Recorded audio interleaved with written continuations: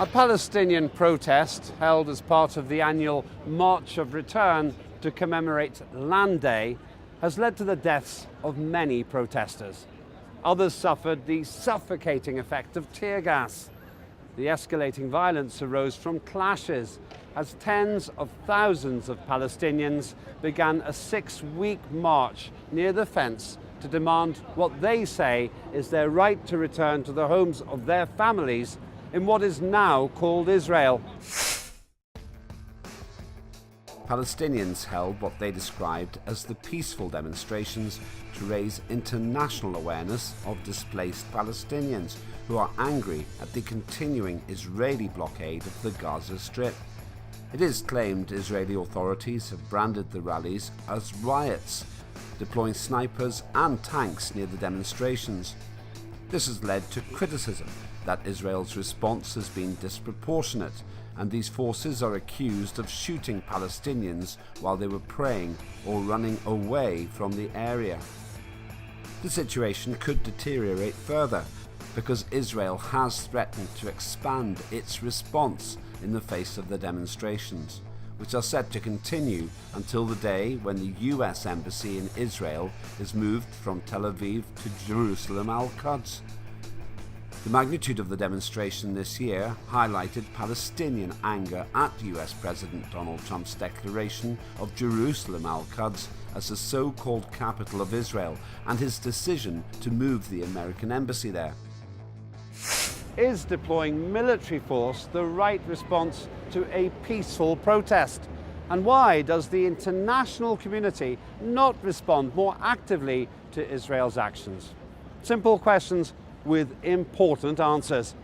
Palestinians called the rally a peaceful demonstration to raise international awareness, while Israel responded violently, leaving at least 17 Palestinians shot dead and over 1,450 others injured. What does the public in America think about this? We asked them. As someone of the Christian faith, I'm kind of in favor of Israel. I think the Palestinians are kind of pushing the envelope a little bit by they're constantly shelling into Israel, Israeli territories, and Israel's done virtually everything they could to try to get along, and still the Palestinians want war. I do not think that any protest by Palestinians should have to talk over much about peaceful. That ought to be understood unless evidence be provided to the contrary. Well, I think it's unfortunate that, people die in any instance, but I think people have the right to protest whatever they believe in, so. Well, I thought that the Palestinians were rushing towards the Israeli border, which always frightens Israel, who always has to be on guard for invasion and attack, and there's been a history of violence between the two of them, so I thought they were there went to the border protecting what they thought might have been an incursion into their country. I think it's just about taking time to listen to the other side before taking action. It's very sad when that happens, very sad. Terrible thing. Well, I support peace. I don't know the story behind that, but everywhere in the world I'd hope that peace is more the preferred choice.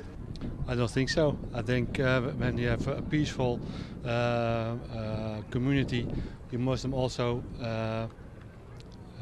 approach them in the same peaceful way, I guess. I haven't really been following the conflict that closely, so I'm hoping whatever happened that both sides can talk to each other and work out something where people can protest peacefully and it's done in a democratic way. I feel like the Israeli people are taking advantage of the Palestinians, and it's very sad. And I'm sorry that it looks like our president is right there with the Israelis. This is absolutely has to stop. The U.S. needs to stop supporting Israel in this manner, as they have for many generations now. It is an apartheid. It is it's a Holocaust, and I would like to think that the Israeli people and government would understand that. peaceful demonstrations, when they are being challenged by occupying powers, which is using guns, bullets and bombs and tear gas, and it has no sort of concern for the safety and security of innocent civilians and civil society who's rising up to ensure their rights and their aspiration and their human right, then it always leads to this, be it in the occupied territories of Palestinians or be it at the time of apartheid in South Africa. You know, and you know, then the oppressors and occupiers will turn around and say, oh, you see, these people are violent. I mean, who starts the violence? Who's got the guns? Who's got the bullets? Who's got the tanks? Who is using that against civilians? And how many civilians are perishing because of that? There is an automatic Israeli reliance on force. It seems that that's their natural way of operating. You have the amazing slaughters carried out in Operation Cast Lead and Protective Edge, which killed close to 4,000 Palestinians in Gaza between them. But there is attention to detail. There is the guy who'd, in a futile way, attempted a knife attack on Israeli soldiers in Hebron in 2016, and he was injured and lying on the ground and was then executed by an IDF soldier. Or you have, in December, Abu Thuraya, who was the double amputee in a wheelchair at a demonstration, executed again by Israelis. It is a distressing, for me as somebody who's Jewish, but I think for any human being, it's distressing that they should not think about the humanity of the people that they're killing, but rather see this as a means of keeping under control by bloodshed. Israeli special forces, tanks and over 100 snipers were deployed as a response to the peaceful demonstration. Is this the right response to peaceful protests? And if not, what is? Here's the American public's view. Not necessarily, no, but depends on what other provocations were taking place. Only if you have very good evidence of people attempting to turn the peaceful protest into a non-peaceful protest. I'm sorry to say that all sides in this conflict have repeatedly done this. I don't really think it's up to me to be making those calls. I think it's up to, you know, whatever government that is to decide what is right and what is wrong. So yeah.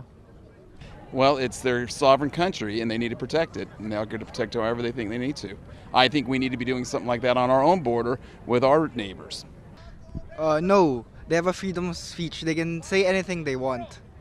No, it's not a way to use force, but a peaceful protest. Dialogue, it's always the way to express your opinions, and if it's not okay, it's democracy. You can think whatever you want. Not good. It should be peaceful. It doesn't sound right from what you're telling me. I think that is, you know, maybe in their mind a way to stop people from becoming violent. But you said that they were peaceful. So if they were peaceful, then you know that's sort of showing aggression towards them to begin with. So I don't think that is something that they should have done at all. Again, I'm not really sure of the situation over there, but I'm hopeful that both sides can be able to negotiate a peaceful settlement. It's incredible. If people are protesting peacefully, why are you meeting them with your anger? It clearly shows that you have the problem, that you can't meet them even halfway. Even halfway. They've never met the Palestinian people even halfway. This is the Zionist response to the sort of innocent people standing up and wanting their lands back and their lives back, and it's been systematically done. As a matter of fact, a tweet on Israeli Defense Force actually said, we were there, we were at the right places, and we shot the right people, and every shot we used was correct and targeted. But they killed innocent people. So really what they're saying, and they removed that tweet shortly afterward, what they said was that, you know, they deliberately went out to kill people. You put snipers, line them up, and put in their guns, which, very powerful guns, well-trained people, as they said, could shoot the right target. So what was the right target? Innocent people, civilians, children, women who are standing and demanding rights for their lives and their future. There is, in the case of the Palestinians, a right to resist because their land is illegally occupied. In any civilized society, there's a right to protest, peaceful protest, and that's what the Palestinians were doing. In Britain, the first response to any civil disturbance is large numbers of police, or in an organized way, attempting to manage the situation by control methods which do not involve force. When that became impossible in the north of Ireland, they employed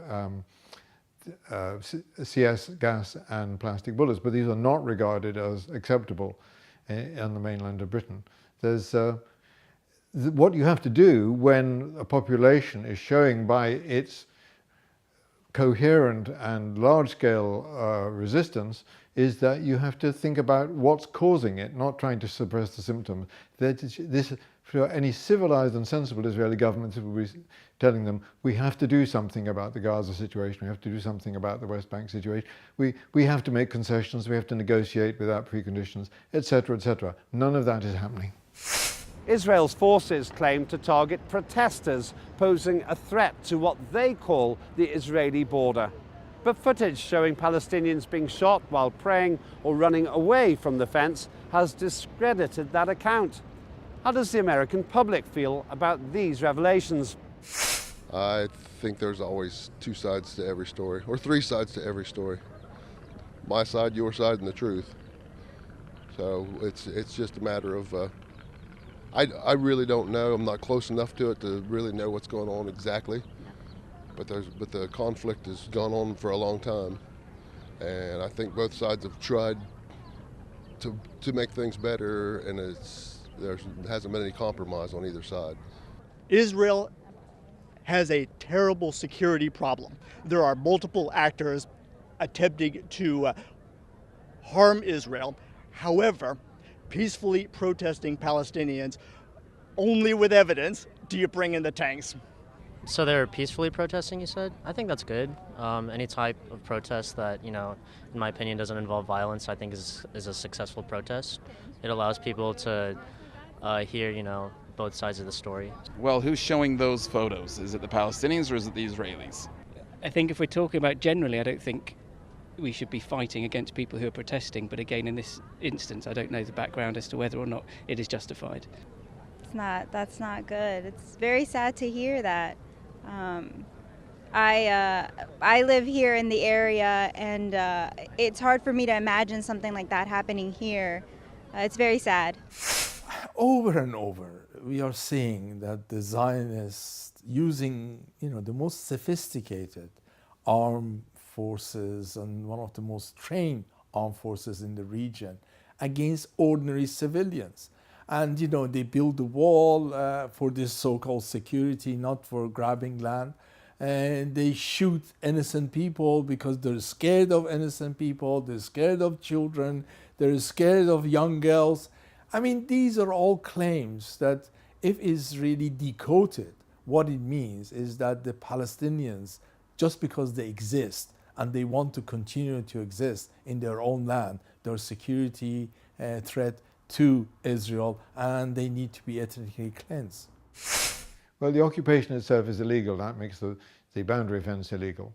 And on top of that, the Israelis have imposed a 1,000-meter buffer zone, which the protesters weren't even in. So there's treble illegality there. On top of that, the type of injury caused is extremely interesting.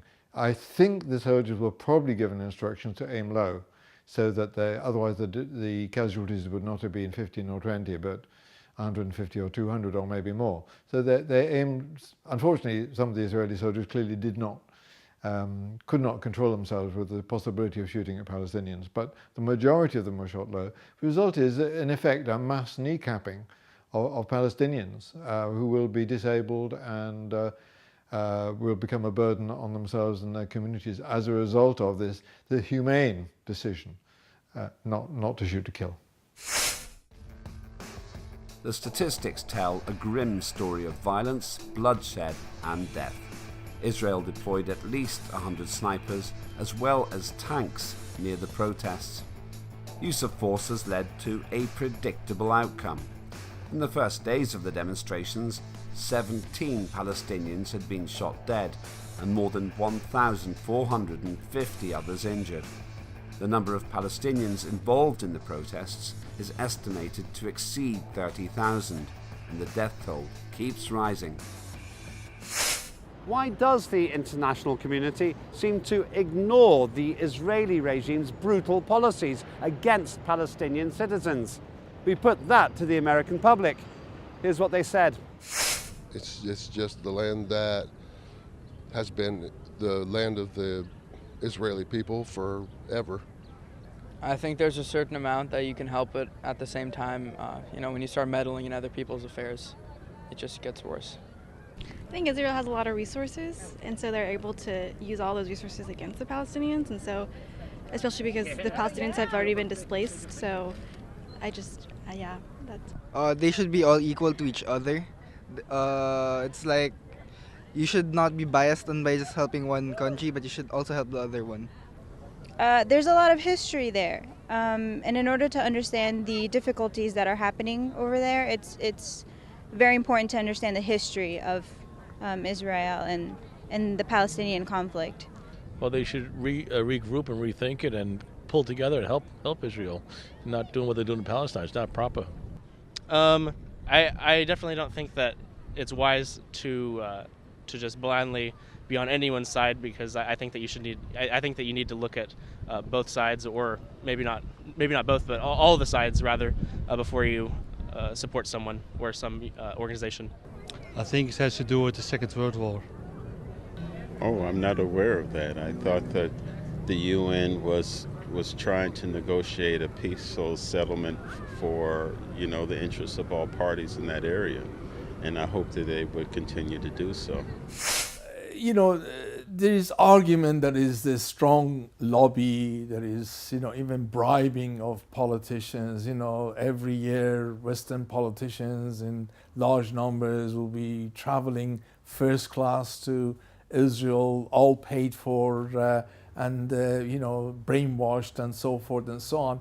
But the reality is that, we are seeing on one side, the politicians and the leaders are becoming pro-Zionist for a variety of reasons. And then, in the same time, we're seeing masses are actually becoming more aware of the issue. And there is this sort of complete difference between the two, going two different directions from one another. And I think what we need to do, we need to concentrate on the masses. We cannot sort of rely on the politicians. The masses, through boycotting, through support of resistance, and this is very important. Resistance is the right of every Palestinian who is occupied, and our duty is support that resistance. Well, I think the international community is a bit of a euphemism for what's happening. The dominant force is the United States, and within the United States there is an extremely powerful lobby, the Israel lobby, which is significantly Jewish, and also there's the Christian Zionist movement, which is not at all Jewish, but they are united in their support for Israel.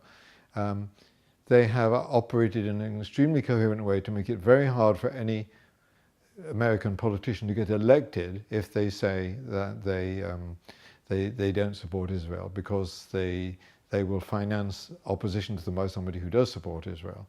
So that's the background. Europe talks the talk, but it doesn't walk the walk. It says what Israel does is illegal, but it doesn't think it's worth doing anything about it, because that would mean separating itself from the United States. And the United States is the big boy, so the international community is a paper tiger as far as Israel and Palestine are concerned. What should be done by the international community if this brutal violence continues? Here's the view of the American public. I guess I don't know. they've helped them as much as they can. They're trying to get a piece of ground that's not really theirs. I mean, and I know that this conflict goes way beyond Israel. It goes prior to that. The Isaac and Ishmael and all that stuff, the stories are all the same, and it goes beyond that. Until we accept that, until we all accept that it is a religious war, no one's going to, it's never going to be resolved, because both sides see their side and they each want what they want. Maybe some more resources, or maybe continue boycotting Israeli goods or businesses or things like that until Israel actually does something about it. Well, because I'm going to the Holocaust Museum with my students, and we're seeing what happened when we didn't stand with the Jews in the 30s and 40s, and where millions of them were slaughtered. So I think that's why I would stand with the Israelis and their right to self-determination in the Middle East and to have their own country to protect themselves. I think just to listen to everyone, listen to different points of views, and try to come to resolution. It sounds a lot easier than it is. I think they just have to, I guess, do their research, learn the history, and then listen to the people. They got to help them. How? Sanction the other places. Got to take away, sanction them. I just think all over the world people need to work, and strive for peace. So I'm not sure. I'd have to do some more research on that. I'm not super educated on that, but I would think that a start would be perhaps disowning violence. Of disowning the thing that they did towards the peaceful protesters. To promote the discussion. Probably not much with the president that we have right now, but hopefully in the future our administration will see the value of supporting Palestine. Well, international community need to stand up for the basics, and also I think we need to revalue the institutions that we've got. I mean, UN is a slave to 5 permanent members. OIC, which was created to support the Palestinians, it's run by Saudi Arabia from Jeddah. Saudi Arabia now supports Zionists, not the Palestinian. So OIC has been hijacked for the need and aspiration of occupying Zionists. We need to liberate OIC from the Saudi regime, which is now protector of Zionists, and we need to do that urgently. The Muslim world and indeed the Islamic countries need to come together and do that with urgency, because Saudi Arabia, because all it's done, only just last year or so, it's got no legitimacy to actually be in charge of any project which is standing for right aspiration of ordinary Palestinians. Did we need any more evidence? I mean, it's been clear over all these years of illegal occupation that what needs to be done is a coherent response from a real international community. There's no case for going on talking without doing anything about it. What we need is a coherent decision, a removal of the diplomatic shield which protects Israel at the United Nations and elsewhere, and the imposition of international sanctions to complement the boycott and divestment which is already going on in civil society. The US blocked a UN Security Council statement which reaffirmed the right to peaceful protest and called for an independent and transparent investigation into the Israeli violence. By contrast, most Arab states have condemned Israel for the violence, injury and death which it has caused amongst Palestinians. Iran and Turkey have been the most vocal in their criticism of the Israeli regime, with Turkish President Erdogan labelling Israeli Prime Minister Benjamin Netanyahu as a terrorist and occupier. Iranian Foreign Minister Mohammad Javad Zarif condemned what he called Zionist tyrants who murder peaceful Palestinian protesters whose land they have stolen. Internationally, it seems the battle lines are now drawn for and against Israel. And tragically, it seems that once again, Palestinian civilians are caught in the deadly crossfire.